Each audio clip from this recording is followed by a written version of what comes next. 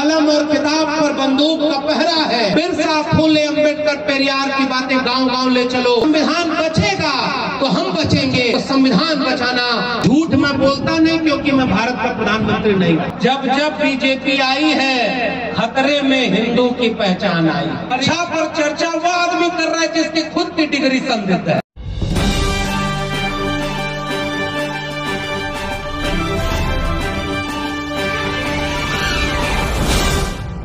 आप सभी लोगों को मेरा क्रांतिकारी जय भीम, जय मंडल, जय संविधान है। इंकलाब जिंदाबाद।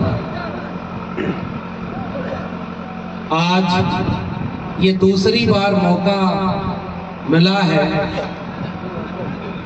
अपने वैचारिक पुरखे पेरियार ललई सिंह जी के जन्मस्थली पर उनको याद करने का, पेरियार ललई सिंह यादव जी के परिनिर्वाण दिवस पर तर्कवादी सामाजिक चिंतन महासम्मेलन में आने का मौका मिला। और इसके लिए हम पूरी आयोजन समिति का, उनके ब्रजेंद्र सिंह जी जो परिवार से हैं, उनका भी बहुत आभार कि ये मौका हमको आपकी वजह से दोबारा मिला। एक बार और जब पेरियार ललई सिंह जी का जन्म दिवस था तो उस बार भी यही कार्यक्रम हुआ। बारिश हो रही थी, पानी भर गया था, लेकिन जिन लोगों की हजारों साल की पीढ़ियों का इतिहास ही इस तरह की बाधाओं से लड़ने और जीतने का रहा हो, वो उस दिन भी लड़े और जीते, भीगते हुए वो कार्यक्रम हुआ था। और उसके बाद आज इतनी धूप है, मौसम बदला है। हम उम्मीद करते हैं कि ऐसे कार्यक्रम होते रहेंगे तो देश का भी मौसम बदलना है। मंच पर बैठे हुए हमारे भाई नीरज पटेल जी, जिनको आप सुनते होंगे, एक समय रहा जब इस तरह के विचार आप इस पर देखेंगे, पीछे बहुत से वरिष्ठ लोग बैठे हुए। कोई अर्जक संघ से जुड़ा है, कोई सामाजिक न्याय के किसी और आंदोलन से जुड़ा, शायद आप उनका नाम भी नहीं जानते हो और हमारा नाम आप जानते हैं। तो ये हमारी जिम्मेदारी है इस बात को कहने की कि हमारे पीछे की पीढ़ियों ने अगर संघर्ष करके वो जमीन न बनाई होती तो चाहे नीरज भाई हो, चाहे हम जैसे लोग आज यहाँ तक नहीं पहुंच पाते।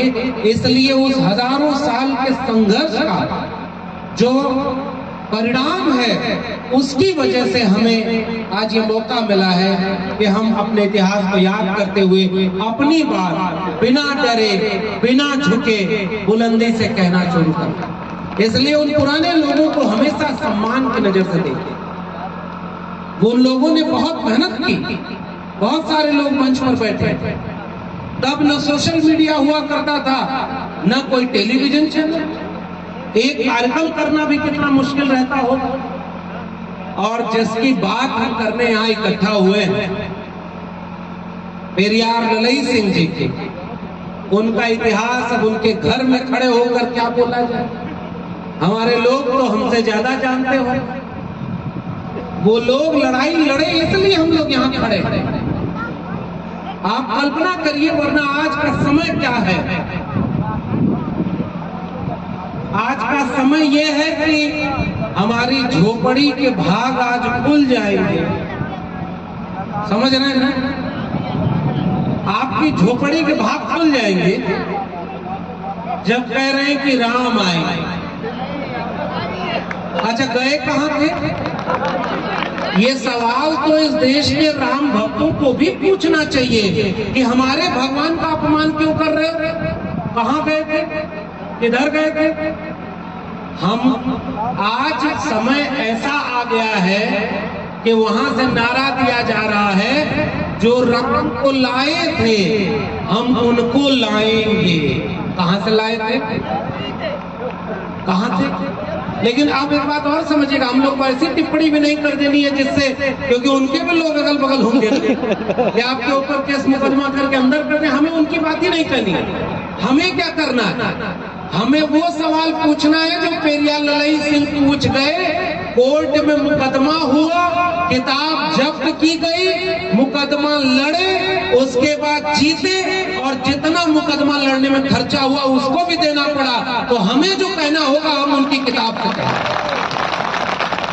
क्योंकि हमारे पुरखों ने, देखिए एक तो बीमारी है ना, जाति व्यवस्था एक बीमारी है, और उस बीमारी का इलाज हमारे लोगों ने बहुत समय से किया।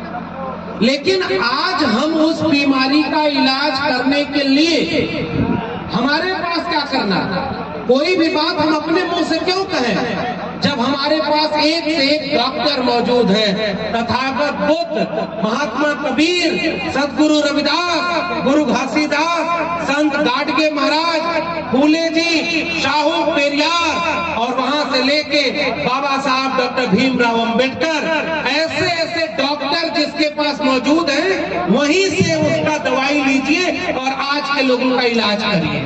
मेरा आपको यही निवेदन है। अच्छा एक बात और बताइए, जो बाबा साहब लिख गए उसके आगे हम और कौन सी नई बात कहेंगे। हम लोगों को तो केवल इसलिए लोग सुनते हैं ना कि हमारे पुरखों ने जो लड़ाई लड़ी, हम उसी को आगे बढ़ाने का काम, इतना ही काम हमारा है। बाबा साहब डॉक्टर भीमराव अंबेडकर ने जो किताबें लिखी हैं, पेरियार ललई सिंह ने जो किताब लिखी, अगर हम उस किताब को घर घर पहुंचा दें तो मुझे लगता है कि हमारी आधी वैचारिक लड़ाई आगे बढ़ जाएगी। ये सच बात है कि अभी मैं आ रहा था, इस रास्ते पीछे से ये हमारे अंकित भाई हैं, यही कानपुर के रहने वाले, अब क्या क्या हो रहा है उनके साथ आए। प्रधान भाई यही बगल में रहते हैं, इनके पास गए तो इन्होंने कहा कि साहब हम लोगों ने अपने दम पर जो कुछ किया, चुनाव आता है तो हर जगह छापा पड़ जाता है। आप लोग को तो और अच्छा जानते हो, उधर से संसद में खड़े होकर सीना तान के कहा जाएगा, एक अकेला सब पर भारी। कहा था ना फकीर ने, उसी फकीर ने कहा ना कि एक अकेला सब पर भारी, और जो उनको लाए हम उनको लाएंगे। अच्छा जब अकेले भारी हो तो तुम्हें ईडी की जरूरत क्यों पड़ रही है? ईडी सीबीआई जेल में क्यों डालना पड़ रहा है? गठबंधन तोड़वाना पड़ रहा है। हमारे झारखंड का एक आदिवासी मुख्यमंत्री, मैं उसे याद करता हूं, 18 के लोगों, वक्त कैसे बदल रहा है इसको देखिए। आरएसएस के लोग कहते थे कि वनवासी है ये जो आदिवासी है, और वहां एक मुख्यमंत्री, उसको राजभवन से गिरफ्तार किया गया। 8.5 एकड़ जमीन का घोटाला का आरोप लगा। मुख्यमंत्री ने सदन में खड़ा होकर कहा, एक कागज लिखकर मेरे घोटाले का आप दिखा दो तो मैं राजनीति से संन्यास ले लूंगा। एक कागज पर दिखा दो, यानी झूठ बोल करके वो उनकी आवाज दबाना चाहते हैं। मगर वहां एक आदिवासी मुख्यमंत्री ने क्या बोला, हम जंगल में रहते थे, हम आदिवासी थे, और जब हम बराबर में आकर के इनके बैठ गए तो इनके कपड़े मैले होने लगे। आप भी जरा 18 के लोगों सोचना, आपके आसपास कौन लोग थे जो चाहते थे कि गांव में रहो, गांव में जो सबसे खराब बस्ती होगी उधर आप रहो, वहां की सड़क खराब होगी, पीने को साफ पानी नहीं, रहने को झोपड़ी पूरी नहीं, बारिश में झोपड़ी टपकती होगी, बेटे बेटियों को अच्छी शिक्षा नहीं मिलेगी क्योंकि उनकी आपकी जेब में पैसा नहीं, और अगर आपकी जेब में पैसा नहीं तो आप अपने बच्चों को कहां भेजेंगे, सरकारी स्कूल की प्राइवेट स्कूल? बताइए, हजारों रुपए फीस प्राइवेट स्कूल में है, कितने लोगों के बच्चे प्राइवेट स्कूल में पढ़ते हैं? तो सरकारी स्कूल में भेजे जाएंगे तो वहां न मास्टर है और न वहां पढ़ाई का कोई इंतजाम है, तो आपके बेटा बेटी को शिक्षा भी नहीं मिलेगी। और इसीलिए तो मैंने अपने ऊपर पूरी एक किताब ही लिख दी है, प्रोफेसर की डायरी। नीरज भाई, इसीलिए हमने लिखा, उसी विश्वविद्यालय और सरकारी शिक्षा ने हम जैसे लोगों को बनाया। अगर इलाहाबाद विश्वविद्यालय की 300 रुपए फीस न होती तो हम वहां पढ़ाई नहीं कर पाते। हम आजमगढ़ के किसी खेत में गाय भैंस चरा रहे होते, खेत में काम कर रहे होते, जो काम हमारी पीढ़ियों तक लोग करते चले गए। लेकिन सरकारी विश्वविद्यालय, सरकारी स्कूल अच्छे थे तो हमको पढ़ने का मौका मिला और पढ़ के दिल्ली गए, इलाहाबाद विश्वविद्यालय टॉप किया।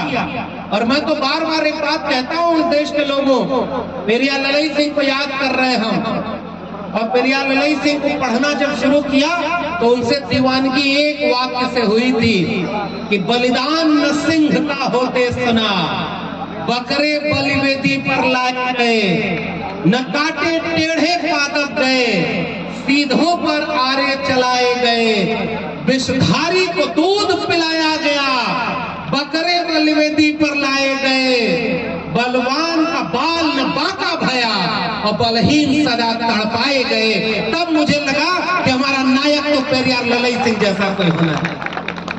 आप बताओ कि शेर की बलि क्यों नहीं दी जाती? एक लाइन का वाक्य पूछा पेरियार ललई सिंह ने।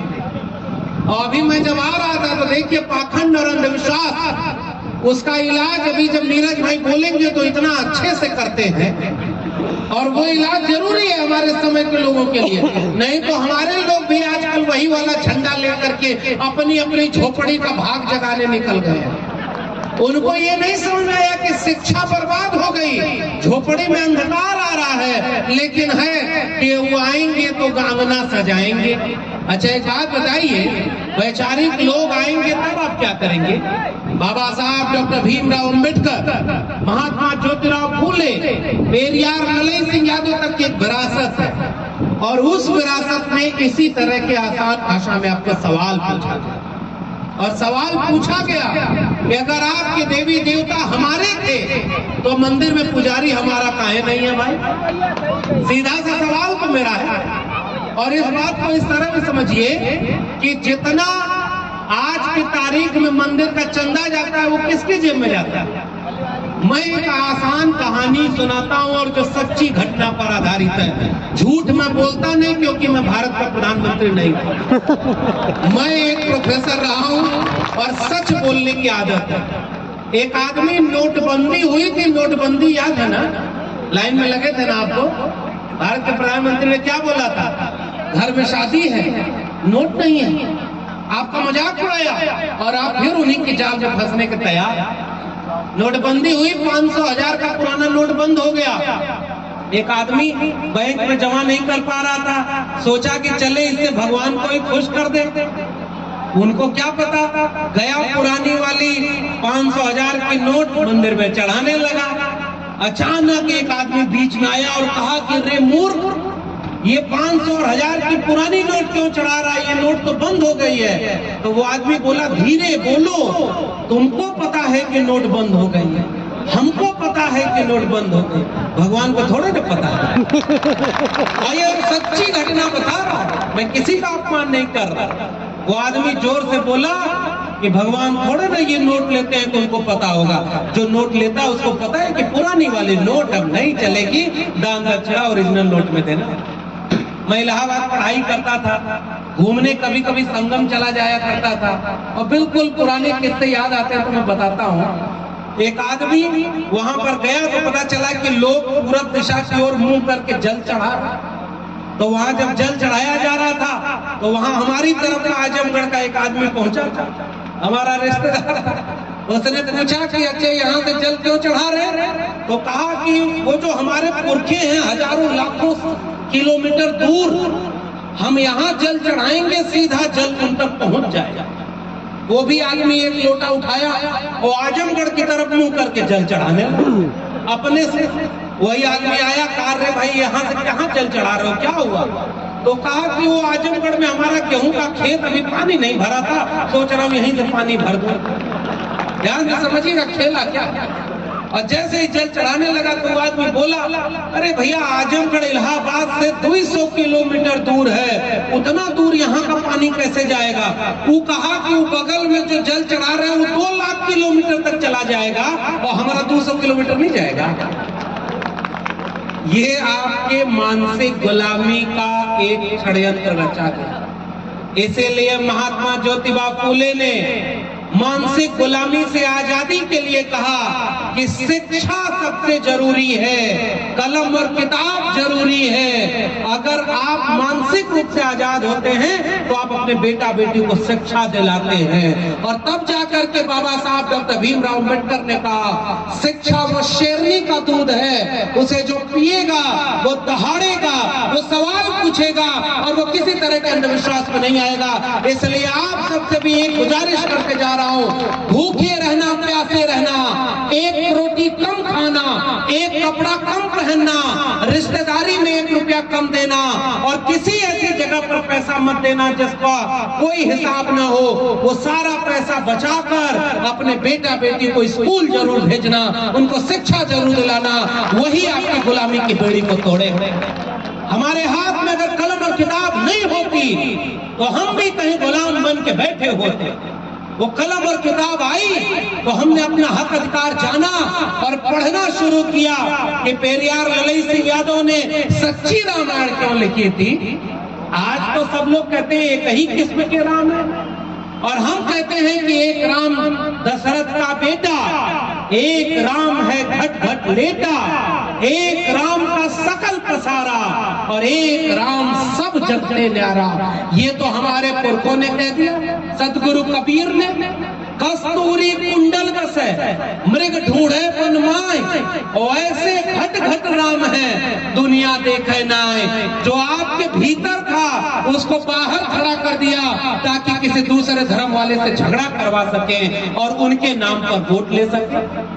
ये बात बताइए, आपको अगर समझ में नहीं आ रही तो भगवान तो अगर कोई होगा भी तो वो आपके भीतर होना चाहिए। ये बाहर कहां से आ गए? मोह को कहां ढूंढे रे बंदे, मैं तो तेरे पास में, ना मैं मंदिर, ना मैं मस्जिद, ना काबे कैलाश में, ना मैं जप में, ना मैं तप में, ना मैं व्रत उपवास में, खोजी हो तो तुरते मिली हो पल भर की तलाश में। कहे कबीर सुनो भाई साधो, मैं तो हूँ विश्वास में। और आपको बाहर बड़ा करके लड़ाया जा रहा है। धर्म के नाम पर आग तब लगाई जाएगी जब कलम और किताब को गुलाम बना लिया जाएगा। अगर कलम और किताब जिंदा रहेगी और आपके मोहल्ले में कोई आएगा और कहेगा कि हिंदुओं एकजुट हो जाओ, मुसलमानों से खतरा है, तो आप पूछेंगे भैया कब खतरा हुआ? प्रधानमंत्री हिंदू, राष्ट्रपति हिंदू, मुख्यमंत्री हिंदू, अधिकारी हिंदू, पुलिस में सबसे ज्यादा हिंदू, सब तरफ हिंदू, और खतरे में कौन? हिंदू। जब जब बीजेपी आई है खतरे में हिंदू की पहचान आई। और इस खेल को अगर आप नहीं समझ रहे तो आपके लिए 5 किलो अनाज अगले 5 साल तक फ्री दिया गया। 80 करोड़ लोगों 5 किलो अनाज, और आपको धर्म के नाम पर यह कहा जाएगा कि जो उनको लाए हैं आप उनको लाइए। मैं भी एक किस्सा सुनाऊं क्योंकि हमारे देश के प्रधानमंत्री किस्सा बहुत सुनाते हैं। पिछले दिनों एक प्रधानमंत्री जी विद्यार्थियों से परिचर्चा कर रहे थे। परीक्षा पर चर्चा, परीक्षा पर चर्चा वो आदमी कर रहा है जिसकी खुद की डिग्री संदिग्ध है। आज तक क्लियर नहीं है कि कौन सी पढ़ाई किए हैं, 4वीं पास है, 12वीं पास है, कि इंटायर पॉलिटिकल साइंस में MA किया है, क्लियर नहीं है ना। और इसलिए परीक्षा पर चर्चा करते हुए विद्यार्थियों से जब प्रधानमंत्री जी ने पूछा कि बताओ बच्चों आपको कौन से पेपर से सबसे ज्यादा डर लगता है, तो एक विद्यार्थी शरारती था, खड़ा होकर बोला बैलेट पेपर से। बैलेट पेपर से। अरे भाई जब एक अकेला इतना भारी, तो आज ही देश के प्रधानमंत्री को घोषणा करनी चाहिए कि अब तो हमारा डंका बज रहा है, अगला चुनाव अब EVM से नहीं होगा, बैलेट पेपर से होगा, तब भी हम देखें कि आपने कितना हिम्मत और ताकत। और बैलेट पेपर से होने में चोरी पकड़ा जाती है, जैसे चंडीगढ़ वाली चोरी पकड़ा गई, पता है कि नहीं? अरे भाई चंडीगढ़ की खबर पता है कि नहीं? अच्छा, सतयुग त्रेता द्वापर में क्या हुआ था सब पता है, और चंडीगढ़ में क्या हो रहा है ये नहीं पता होगा तो दोषी आप भी हैं। बात गलत कर रहा हूं तो बताइए। आज से 500 साल पहले, 1000 साल पहले, 5000 साल पहले क्या हुआ था सब आप जानते हैं। और हम जिनकी बात कर रहे हैं पेरियार साहब, उन्होंने कहा, हमारे यहाँ भोजपुरी में किस्सा मैं बहुत सुनाता हूँ इसको, और ये बात कहनी जरूरी है। गाँव की माताएं बहने हैं, और नीरज भाई अभी हम जिस रास्ते आ रहे थे वो नहर के किनारे किनारे का रास्ता, एक जगह रुके तो देखे कि वहां जल चढ़ाया गया, एक लोटा है, उस पर धागा बांधा हुआ है, एक पत्ता टिकुली रखी हुई है, एगो गिलास है, कुछ सिंदूर उंदूर रखा हुआ है और सरपत के पास जल चढ़ाया हुआ है। पता है जल कैसे चढ़ाया गया? एगो किस्सा आप सुनाते, जब पेरियार ललित की जमीन पर खड़े हैं तो फिर किसी से क्या डरना और घबराना। आप सुनिए हमारी बात। एक जगह मंदिर उंदिर टाइप का कुछ था, वहां लोग जा रहे थे पूजा करने, और ये मेरा किस्सा नहीं है, इस देश के संत काव्य आंदोलन का किस्सा है। संतों ने ये सारे किस्से लिखे हैं और वो किस्सा कितना क्लियर है। और इस देश में निर्गुण परंपरा एक कबीरपंथी लोग रहे और कबीरपंथी लोग गांव गांव जाके किस्सा सुनाते थे। वो बड़ी लंबी लाइन लगी थी, महिलाएं ज्यादा जाती हैं, महिलाओं को क्यों भेजा जाता है? बहुत सारे पुरुष खड़े होते हैं, कहते हैं कि महिलाएं धर्म ज्यादा मानती हैं। अच्छा, महिलाओं को पढ़ाई तो आप करने का मौका दिए नहीं, तो महिलाएं पढ़ाई नहीं की है तो कहाँ जाएंगी? अगर शिक्षा मिलेगी महिलाओं को तो वो याद करेंगी कि शिक्षा की अगर कोई देवी होगी तो वो सावित्रीबाई फुले होंगी, फातिमा शेख होंगी, जिन्होंने कलम किताब के लिए गोबर सहा, पत्थर सहा, फिर भी स्कूल पढ़ाने बच्चों को जाया करते थे। और जो पत्थर फेंका करते थे सावित्रीबाई फुले पर, उनका नाम जानते हैं क्या? पत्थर फेंकने, कीचड़ फेंकने वाले लोग इतिहास में खत्म हो गए, और जिन्होंने कलम और किताब की लड़ाई लड़ी वो इतिहास में दर्ज है। जब तक कलम और किताब जिंदा रहेगी, कलम और किताब के नायकों में ज्योतिबा फुले और सावित्रीबाई फुले का नाम सबसे ऊपर लिखा रहेगा, उसे कोई मिटा नहीं सकता। इस बात को याद रखिएगा। इसलिए लड़ना पड़ता है अपने हक के लिए। आप अगर वो लड़ाई नहीं लड़े होते तो कैसे होते? उन लोगों ने भी वो किस्से सुनाए। तो लाइन लगी थी बहुत लंबी, एक महिला अपने बच्चे को, छोटे बच्चे को ले गई थी और छोटे बच्चे को बीच में ही शौच आ गया। अब छोटा बच्चा, महिला अगर लाइन तोड़ करके चली जाए उधर तो फिर उसको पीछे खड़ा होना होगा। तो उसने क्या किया कि छोटा बच्चा था, कहा कि यहीं बैठ करके यहीं कर लो, थोड़ा कपड़े से अंधेरा कर दिया। छोटा बच्चा शौच कर दिया हुआ। अब महिला को समझ में नहीं आया अभी इसका क्या करें, तो उसके हाथ में जो फूल था उसी के ऊपर रख दिया कि छुप जाए, कोई देख न पाए। अगल बगल वाले लोगों की नजर पड़ी, उन्होंने कहा ये क्या है? तो महिला बोली कि अब क्या करें, सवाल का जवाब क्या दें? तो महिला थोड़ी चालाक थी, उसने कहा यहाँ देवी प्रकट हो गई, देवी प्रकट हो गई। तो कहा कौन सी देवी प्रकट हो गई? तो कहा हंगामा देवी प्रकट हुई। कहा कब प्रकट हुई? कहा बिल्कुल अभी अभी। और मैं इस सबका रेफरेंस दूंगा, किसी को अगर लगे कि हम गलत बोल रहे हैं, हम भक्ति काल में कबीर, रैदास सबका रेफरेंस किताब का नंबर लेकर के बता दें। अगल बगल के सारे लोग कहे उतना दूर क्या जाना, यही माला चढ़ाने लगे। और वहीं जब सारा माला चढ़ाने लगे, माले का ढेर बन गया। अचानक मंदिर के व्यवस्थापक लोग लौटे और उन्होंने कहा कि ये क्या हुआ? तो कहा देवी प्रकट हो गई। कहा अरे ऐसे कैसे देवी प्रकट हो जाएंगी? यहाँ तो दक्षिणा वाला भी डब्बा भी नहीं रखा है, इसलिए हटाओ जरा देखो इसमें। और अंत में गए तो क्या मिला? अब मैं और कुछ नहीं बोलूंगा, समझदार को गांव में कुछ 4 बच्चों ने गधा मार दिया।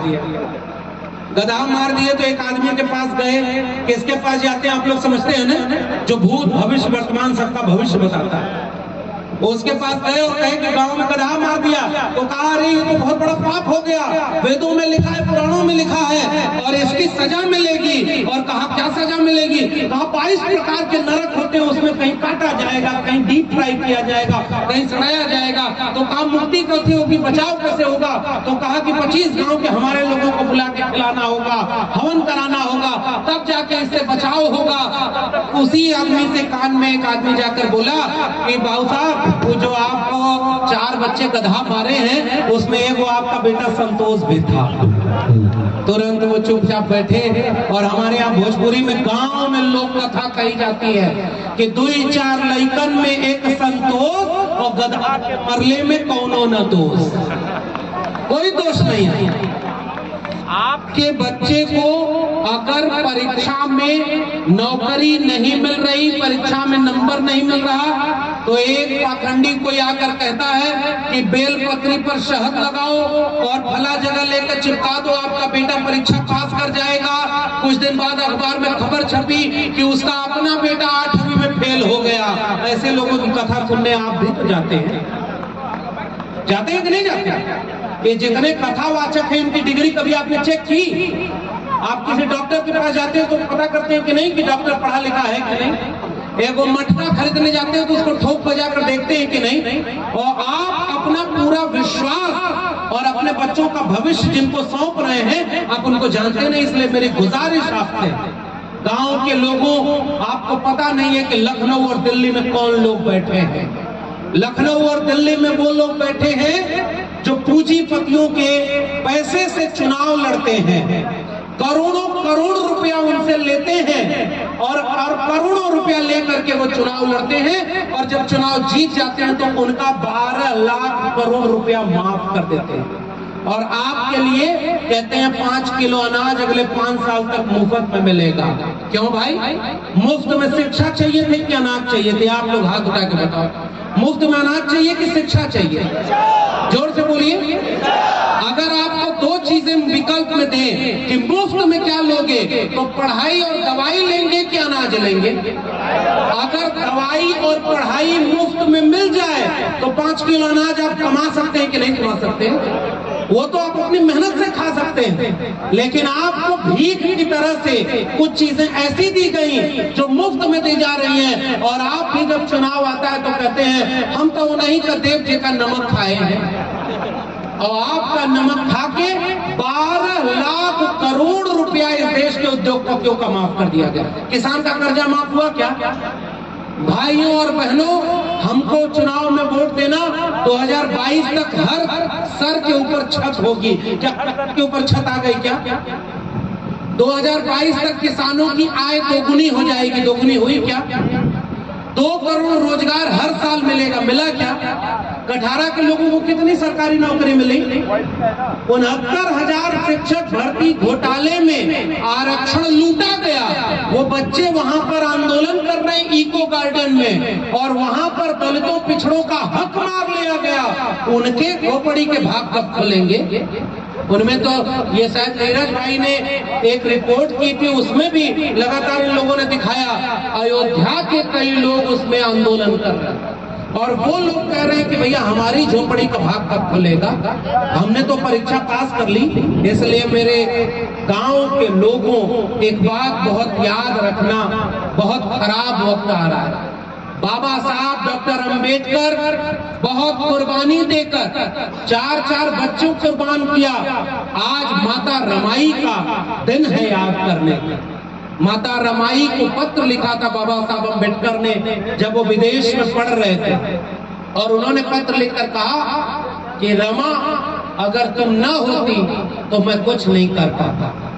माता रमाई ने बाबा साहब अंबेडकर को अंबेडकर बनाया है, लेकिन हमने अपने घर के बच्चियों को, महिलाओं को अपने पैर पर खड़ा नहीं किया। अगर हम अपने घर के बेटी बेटियों को पढ़ाई नहीं दे कर आ रहे तो इसका मतलब हम बाबा साहब के सच्चे वारिस नहीं हैं। माता रमाई ने कितना त्याग किया, बाबा साहब अंबेडकर ने कितना त्याग किया। पेरियार ललई सिंह जी जिनकी बात हम कर रहे हैं, इन्होंने उस जमाने में लड़ाई लड़ी कि सच्ची रामायण क्या है, इसको आप पढ़ो, आपको धर्म के नाम पर ठगा जा रहा है। पेरियार ललई सिंह यादव की कितनी बात लोगों ने मानी। और मैं एक किस्सा सुनाऊं, मेरे भी सपने में राम आए थे, क्योंकि मेरा तो नाम ही लक्ष्मण है। और मेरी बात गलत कैसे होगी?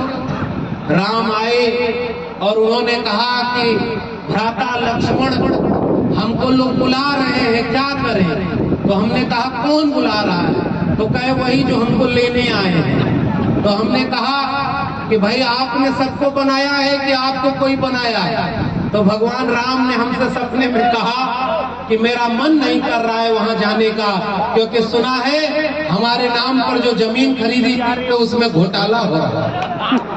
ये राम जी ने खुद बोला।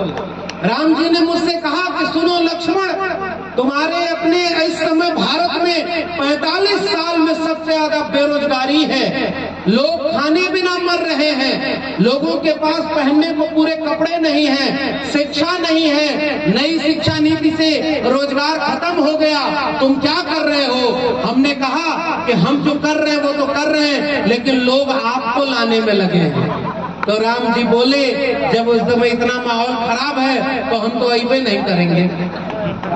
चुनाव आ रहे हैं और राम नहीं आ रहे हैं, इतनी ही बात, क्योंकि राम आपके दिल में। जो राम को मानता होगा वो कबीर के राम को भी तो मानेगा, रविदास को भी मानेगा। मन चंगा तो कठौती में गंगा। और कौन है जो बाहर ला करके आपको लड़ा दिया? और इसलिए मैं आपसे गुजारिश, इसलिए ज्यादा राजनीतिक बात आज कर रहा हूँ। आपको पता कि ये तो प्रोफेसर आदमी, इनको तो यहाँ खड़े होकर ये भाषण देना दिखता कि पेरियार ललई सिंह जी ने क्या किया, उनके जीवन में क्या संघर्ष था, उन्होंने कौन सी किताबें लिखी, बाबा साहब अम्बेडकर ने कौन सी किताबें लिखी, मान्यवर कांशीराम ने चमचा युग में क्या लिखा, डॉक्टर राम मनोहर लोहिया ने हिंदू बनाम हिंदू में क्या लिखा, कैसे तुम्हारी क्षय लिखी राहुल सांकृत्यायन ने। हमको ये बात बतानी चाहिए थी, और हम तो राजनीति की बात बता रहे हैं। हम राजनीति की इसलिए बात बता रहे हैं, 2-2.5 महीने और बचे हैं। अगर आपने अपने वोट का सही इस्तेमाल नहीं किया तो आने वाली पीढ़ियां गुलाम पैदा होंगी। इसलिए बहुत मुश्किल समय है। मैं आपको ये संकेत करके आया। आपके साथ खुलेआम झूठ बोला जा रहा है भाई। बैलेट पेपर से चुनाव होगा तो कम से कम चंडीगढ़ की तरफ चोरी पकड़ी तो जाएगी। पकड़ी गई कि नहीं? 20 वोट था सत्ता पक्ष का और 20 वोट विपक्षी दलों के पास था। 16 वोट उनका था। 16 वोट में से एक भी कैंसिल नहीं हुआ, और जितने विपक्षी दल वाले वोट थे उनमें से 8 वोट कैंसिल हो गया। समझिए, आप कहते हैं कि लोकतंत्र और संविधान बचाए, कहां बचाए ये बताइए।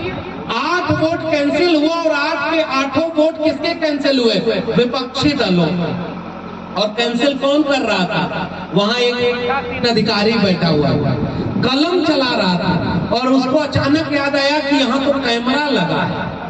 कैमरा लगा और उस कैमरे में पकड़ा गया। सुप्रीम कोर्ट में मुकदमा आया। सुप्रीम कोर्ट के जज ने कहा ये लोकतंत्र का गला घोटा जा रहा है, और इसलिए तुरंत रोक लगाई जाए और उस चुनाव पर फिर से जांच की जाए। आपका लोकतंत्र कितना बचा? बाबा साहब अम्बेडकर ने 26 नवंबर 1949 को एक बात, आज से हम अंतर विरोधों के दौर में प्रवेश कर रहे हैं। हमने एक व्यक्ति एक वोट का अधिकार तो दे दिया, मगर जब तक इस देश में सामाजिक और आर्थिक बराबरी नहीं आएगी तब तक इस राजनीतिक बराबरी का कोई मतलब नहीं है। आपके गांव में सामाजिक और आर्थिक बराबरी आ गई क्या? एडीआर की रिपोर्ट कहती है कि सबसे ज्यादा पैसा किसके पास कम हुआ है? 32 करोड़ लोग गरीबी रेखा के नीचे आ गए। तभी ना 5 किलो अनाज अगले 5 साल तक दिया जाएगा। आप 5 किलो अनाज खाओ और उनको वोट दो। क्यों? अरे भाई, इस बात को बताया जाए 1% लोगों के पास 40% संपत्ति का कब्जा होगा। 100 रोटी अगर एक गांव में है और 100 लोग उस रोटी को खाने वाले हैं तो हर आदमी को एक एक रोटी मिलनी चाहिए कि नहीं मिलनी चाहिए? और देश में क्या हो रहा है? एक आदमी के पास 40 रोटी है, 3 रोटी में 50 आदमी खा रहे हैं, और 10 रोटी में इस देश के 90 आदमी खा रहे हैं, और 90 आदमी का हिस्से का 10 आदमी खा रहा है। क्या ये राजनीतिक और सामाजिक बराबरी आ गई क्या? और हम जोर से बोलते हैं जय भीम जय माता। बाबा साहब अम्बेडकर ने इसलिए कहा था। और ओबीसी समाज के लोगों, आपने तो पेरियार ललई सिंह को पढ़ा ही नहीं, आपने तो इन महापुरुषों को पढ़ा ही नहीं। आप पढ़ते तो ये समझते।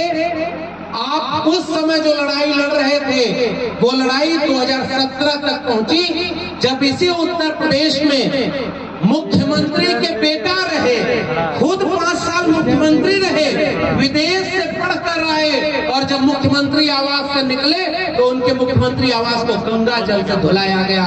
तब ओबीसी समाज के लोगों को समझ में आया कि हम तो अपने को क्या समझते थे, ये तो हमको खुद ही अच्छा समझ। ये है उनके मन में हमारी शंका। स्वामी प्रसाद मौर्य जी आने वाले थे, उन्होंने पूछ दिया कि ढोल गंवार शूद्र पशु नारी सकल ताड़ना के अधिकारी में शूद्र कौन है? तब जाकर के आज एक नेता, मुख्य विपक्षी दल है, उन्होंने सदन में खड़ा होकर के उत्तर प्रदेश के मुख्यमंत्री से पूछा कि मुख्यमंत्री बताएं कि शूद्र कौन है। उसी समय में टीवी डिबेट में बैठा था, और मेरे टीवी डिबेट में 2 बाबा साधु बने हुए लोग बैठे थे। मन ना रंगाए रंगाए जोगी कपड़ा, याद है ना? कबीर साहब याद है ना? मथवा मुड़ाए और बरवा बढ़ाए और दढ़िया बढ़ाए जोगी हो गई न बकरा, और मन ना रंगाए रंगाए जोगी कपड़ा। मैं जब जोगी कह रहा हूं तो आप लोग कंफ्यूज तो नहीं है ना? मैं किसी और की तरफ इशारा नहीं कर रहा हूं, लखनऊ की तरफ। मैं कबीर साहब की बात कह रहा हूं। माला तो कर में फिरे, जीव फिरे मुख माई, और मनवा तो 34 फिरे या तो सुमरन ना। कोरोना माता का मंदिर बनाने वाला लोग भारत कौन सा है भाई? एक और किस्सा बताऊं, मेरे दिल्ली में हुआ था। दिल्ली में एक इलाका है जिसका नाम है हर्ष विहार, और 1.5-2 महीने पहले की बात है, गूगल करके पढ़िएगा। 2 मंजिला इमारत बनी, जैसे यहाँ से वो घर बना दिख रहा है ना, ईंटे का घर बना, अभी प्लास्टर नहीं हुआ, तो उसके ऊपर वाले फ्लोर से नाली निकली थी, तो नीचे वाली दीवार पर नाली का पानी गिर रहा था, तो पानी गिरते गिरते एक आकृति बन गई। पड़ोसी जब एक दिन देखे तो कहे, अरे यहाँ तो देवता प्रकट हुए हैं, और वहां लगे फूल और माला चढ़ा।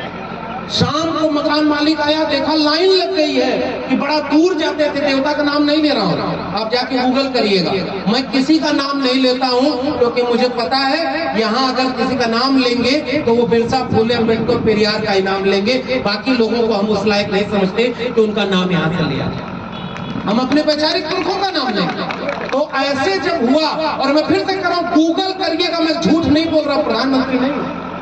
हर्ष विहार दिल्ली, और जैसे मकान मालिक आया और कहा कि लाइन लगी है और वहां जो है देवता प्रकट हुए हैं, और उसने रात भर में उस पर काला पेंट करा दिया, और सुबह जब लोग गए तो उसने कहा कि यहाँ कोई देवता नहीं प्रकट हुए, हम प्लास्टर कराने जा रहे हैं। पता चला यहाँ तो जमीनी कब्जा हो जाएगा। मैं आपसे कह रहा हूं, देवता आपके दिल में है, भगवान आपके अंदर है। अगर आपको भगवान को पूजना भी है तो वो आपके दिल में है, कण कण में है। वो कहते हैं कि जिसकी मर्जी से पत्ता नहीं हिलता, तो उसकी मर्जी से कैसे ये हो गया कि मंदिर में एक शूद्र का प्रवेश वर्जित हो गया। राष्ट्रपति रामनाथ कोविंद राष्ट्रपति होने के बाद जब पुरी के मंदिर में गए तो उन्हें घुसने नहीं दिया गया। बताओ संविधान कहां बचा था? राष्ट्रपति इस समय है महामहिम, जो पहली महिला आदिवासी है दिल्ली में, और एक और मंदिर में गई तो गर्भगृह तक नहीं जाने दिया गया। अरे भाई गूगल करके पढ़ लिया करो मेरे लोगों। अचानक कोई आएगा और आपके धर्म के नाम पर वोट मांगेगा, आप कलम और किताब के नाम पर वोट देना, बताओ उससे वादा करते हो कि नहीं? आपके सरकारी स्कूल के नाम पर आप वोट देंगे कि नहीं? जो पढ़ाई, दवाई, सिंचाई, कमाई की बात करेगा, आपको वोट उसको जाना चाहिए कि नहीं? और जो संविधान बदलने की बात करता है, क्या उसको वोट देंगे क्या? बताइए ना, संविधान बदलने की बात कौन कर रहा है, पता है कि नहीं? बड़ी मुश्किल से बाबा साहब अम्बेडकर ने इस देश को संविधान दिया, तो जो दिल में मनुस्मृति रखते हैं वो कहते हैं कि संविधान को बदलना है और हमें एक धर्म का राज बनाना है। बताओ, आप धर्म का राज चाहते हो कि संविधान का राज चाहते हो? बताओ, धर्म का राज चाहते हो कि संविधान का राज चाहते हो? ये देश न हिंदू खतरे में है, न इंसान खतरे में है। अगर खतरे में है तो इस देश का संविधान खतरे में है। इसलिए अब की वोट देने जाना तो किसी को वोट दो। आखिरी बात कहूंगा, फिर और वक्त अपनी बात कहेंगे। हमारे बहुजन समाज के लोग कहते हैं कि हमारी आबादी 90% है। SC ST OBC कितने परसेंट? 90%, और गुलाम बने बैठे। आपके नेताओं का हाल क्या हो गया? किसी के 1 विधायक तो किसी का 5 सांसद, और आबादी कितनी? 90%। आपका वोट कौन ले रहा है? वो जो 69,000 शिक्षक भर्ती में आपके बच्चों को लाठी मरवाता है, और उनका OBC कमीशन कहा है कि यहाँ आरक्षण की हकमारी हुई है। बताओ, आपके बच्चे वहां धूप में प्रोटेस्ट कर रहे हैं। बिहार में एक सरकार बनी थी, 1 साल में 5 लाख सरकारी नौकरी दे दी। आपको नौकरी चाहिए कि नहीं चाहिए? बताओ भाइयों बहनों, आपको नौकरी चाहिए कि नहीं? आप समझ रहे हैं मैं किसकी शैली में बात करूं? आप भी वोट दिए थे कि नौकरी आएगी, 15 लाख अकाउंट में आएगा, स्मार्ट सिटी बनेगा, स्मार्ट गांव बनेगा, बुलेट ट्रेन चलेगी, अच्छे दिन आएंगे। और अच्छे दिन किसके आए? 12 लाख करोड़ रुपया उद्योगपतियों का माफ कर दिया। आपका किसान का कर्जा माफ हुआ क्या? किसान का भुगतान समय पे हो रहा है क्या? आपका आय दोगुनी हो गई क्या? आपकी आय घट गई, लेकिन फिर भी अब लोग आएंगे, शिकारी आएगा, जाल फैलाएगा, दाना डालेगा, मगर चिड़ियों तुम जाल में फंसना मत। हमारे लोग अभी चंद्रशेखर भाई आने वाले हैं, कितना मेहनत किया हमारे भाई, कहीं भी एक जगह भी एट्रोसिटी हुई वहां सबसे पहले अगर कोई खड़े होने वाला हमारे दौर का कोई युवा नेता है और युवा आंदोलनकारी है तो वो चंद्रशेखर आजाद हैं। इसलिए हम उनको बार बार याद करते हैं और हक हुकूक हिस्सेदारी की बात करते हैं। चंद्रशेखर आजाद ने जब हक की लड़ाई लड़नी शुरू की तो उनके ऊपर हमला किया गया, पता है ना हमला किया, लेकिन उन्हें पता नहीं है हमारे पुरखे ऐसे हमलों से डरने वाले नहीं, आंख में आंख मिलाकर लड़ने वाले लोग रहे। मगर एक बात बताओ हमारे लोगों, जब वोट देने का मौका आता है तो जो हमारे ये लड़ता है वो कहाँ खड़ा है? बताइए ना, ये हमारे मूल्यांकन का वक्त है कि नहीं? जब चुनाव आता है तो ये अधिकारी और ये पुलिस के लोग आपको गांव-गांव चिन्हित करते हैं कि कौन विपक्षी दल का है और उसको परेशान करो ताकि वो वोट देने ना पाए। अगर आप इतिहास याद करेंगे तो रामपुर में एक उपचुनाव हुआ और जिसमें वोटिंग परसेंटेज पता है कितना? 26% था। आजाद भारत में इतना कम वोट कभी गिरा नहीं। आपको वोट नहीं डालने दिया जाएगा, ईवीएम है, वोट कहीं डालोगे जाएगा कहीं। तो बताओ लोकतंत्र बचा क्या, संविधान बचा क्या? इसलिए मैं आपसे सवाल करने आया हूं, जो लड़ रहा है आपके लिए, अगर आप उसके साथ खड़े नहीं होंगे, हमारी नौकरी छीन ली। 14 साल पढ़ाया दिल्ली यूनिवर्सिटी में, आंख में आंख डाल करके बात करते हैं। उसी दिल्ली यूनिवर्सिटी में बहुत सारे विचारक टीवी पर बैठकर रोज हिंदू मुसलमान करते हैं, उनको कोई नहीं बोले। हम संविधान की बात करते हैं, हमारी नौकरी छीन ली। उनको लगा था कि डर जाएंगे, उनको लगा था कि हम रुक जाएंगे। मगर एक बात बार बार कहता हूं कि जुल्म के साए में लब खोलेगा कौन, और हम भी चुप रहे तो फिर बोलेगा कौन? अगर आज भगत सिंह नहीं बोले होते, फांसी के तख्त पर 23 साल की उम्र में नहीं चढ़े होते, अगर अशफाकुल्लाह खां सीने पर गोली नहीं खाए होते, फांसी के तख्ते पर नहीं गए होते, तो क्या इस मुल्क में हम आजादी से रह पाते? बाबा साहब अम्बेडकर, महामना रामस्वरूप वर्मा, शहीद बाबू जगदेव प्रसाद, पेरिया ललई सिंह यादव, इन लोगों ने जो कुर्बानी दी, मान्यवर कांशी राम ने जो आंदोलन चलाया, उस आंदोलन की वजह से हम यहाँ पहुंचे। और आज जब बोलने की बारी आई तो हम इसलिए चुप हो जाएं कि हमारे ऊपर ईडी सीबीआई भेज दी जाएगी, बुलडोजर चल जाएगा, जेल में डाल देंगे। मगर एक बात समझो, हमने भी जन आंदोलनों में नारा लगाया कि दम है कितना दमन में तेरे, देख लिया है देखेंगे, और जगह है कितनी जेल में तेरे, देख लिया है। इसलिए मेरे लोगों, शिक्षा पर बचाओ, स्कूल कॉलेज विश्वविद्यालय बचाओ। हमें नौकरी से निकाला गया तो हमारे लोग तो इतने खड़े हो गए, लेकिन अपने लोगों का हौसला हिम्मत मत टूटने दीजिए। चंद्रशेखर आजाद जैसे लोग, देश के ऐसे संसद में पहुंचे हुए लोग जो कटुआ मुल्ला कह के गाली दे, वो सांसद बन सकता है, तो इस देश के 90% लोगों की बात करने वाला कोई चंद्रशेखर आजाद संसद में क्यों नहीं जाएगा? बताओ ये बात सही है कि? और इसलिए जरा विचार करिए, आखिरी वाक्य बोल रहा हूं, पता है हम 90% लोग गुलाम क्यों हैं? क्योंकि हमको आपस में ही लड़वा दिया गया। ओबीसी का दुश्मन कौन? ओबीसी। ओबीसी का सारा हक कौन खा गया? ये 3 जातियां खा गई। दलित का सारा हक कौन खा गया? ये खा गए। और आप आपस में ही एक दूसरे से लड़ने लगे।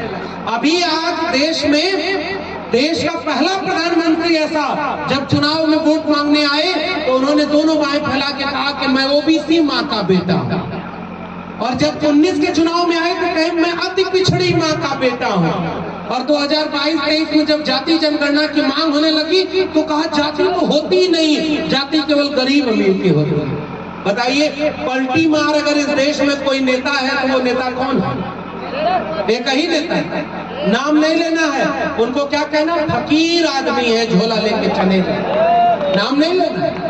हमारा क्या है कि हम तो फकीर आदमी हैं। और अभी 4 दिन पहले YouTube पर सर्च करिए, उन्होंने, प्रधानमंत्री ने खुद कहा कि सबसे बड़ा ओबीसी तो उनको नजर ही नहीं आ रहा। प्रधानमंत्री जी, आप झूठ बोलते हो कि आप ओबीसी हो।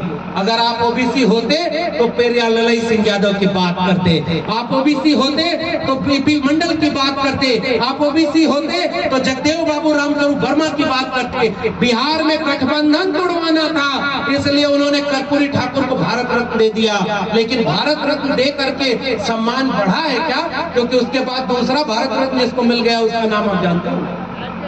इसलिए मेरे ओबीसी, एससी, एसटी समाज के लोगों, अगर मुझे आप मानते हो, हमारे नीरज भाई पटेल, चंद्रशेखर भाई जैसे लोग क्या चाहते हैं आज के दिन में? हमें आपस का झगड़ा छोड़ना होगा।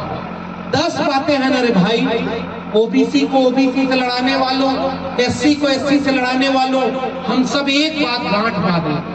10 बातों में 5 में मान लीजिए हमारा और आपका विचार मेल नहीं खा रहा, ओबीसी एससी एक नहीं हो पा रहा, ओबीसी ओबीसी एक नहीं हो पा रहा, लेकिन 5 जगह पर अगर एकजुट हो जा रहे हैं तो हाथ उठाकर बताओ 5 जगह पर एकजुट होकर के आगे बढ़ना चाहिए कि नहीं बढ़ना चाहिए? बढ़ना चाहिए। अगर हम दोनों बचेंगे तो जहां 5 जगह पर हमारा मेल नहीं है उसको बैठ करके मेल कर लेंगे। लेकिन याद रखना मेरे गांव के लोगों, पेरियार ललई सिंह यादव का ये परिनिर्वाण दिवस, उन्होंने जो कुर्बानी दी वो एक ऐसा सपना था उनका, वो बुद्ध में भारत बनाना चाहते थे और आज एक धर्म का भारत बनाया जा रहा है। हम पेरियार ललई को मानने वाले जाने कितने जिलों से लोग आए हैं इस कार्यक्रम में, हम भी सैकड़ों किलोमीटर दूर से बहुत मुश्किल से चलकर आए, हम सब लोग इतने दूर से चलकर आए इसलिए नहीं कि कार्यक्रम अच्छा हो जाए, विजेंद्र का मेहनत सफल हो जाए, आयोजन समिति के लोगों की मेहनत सफल हो जाए, फॉर्मेलिटी हो जाए, नहीं। 3 महीने बाद यह तय होगा कि आने वाले कल पेरियार सिंह का नाम भी लेने वाले कोई हो नहीं। इसका इशारा मैं आपसे करके जा रहा हूं। आयोजन समिति का बहुत धन्यवाद, मंच पर बैठे हुए तमाम सम्मानित लोगों का बहुत धन्यवाद। आपने मुझे सुना, आपसे एक ही वादा करके जा रहा हूं, कलम और किताब पर बंदूक का पहरा है और संविधान के ऊपर कोई बुलडोजर खड़ा है। मेरे लोगों, कोई ऐसी टिप्पणी मत करना कि आपको पकड़ने और गिरफ्तार करने का मौका मिल जाए। बिरसा, फूले, अंबेडकर, पेरियार की बातें गांव-गांव ले चलो, संविधान की बातें गांव-गांव ले चलो। और एक गुजारिश है, संविधान जो बदलने की बात करता है, गलती से भी अपना एक वोट उसे न देना और न अपने किसी आदमी को देने देना। 90% लोग अगर संविधान विरोधियों को वोट नहीं देंगे तो वो कभी वापस सरकार में नहीं आएंगे। अगर संविधान बचेगा तो हम बचेंगे और अगर संविधान नहीं बचा तो कुछ नहीं बचेगा। इसलिए सब कुछ दांव पर लगाकर अगर कोई एक चीज बचानी है तो संविधान बचाना। इसी वादे के साथ आप सबको जय भीम, जय मंडल, उल गुलाम जिंदाबाद, इंकलाब जिंदाबाद, संविधान जिंदाबाद।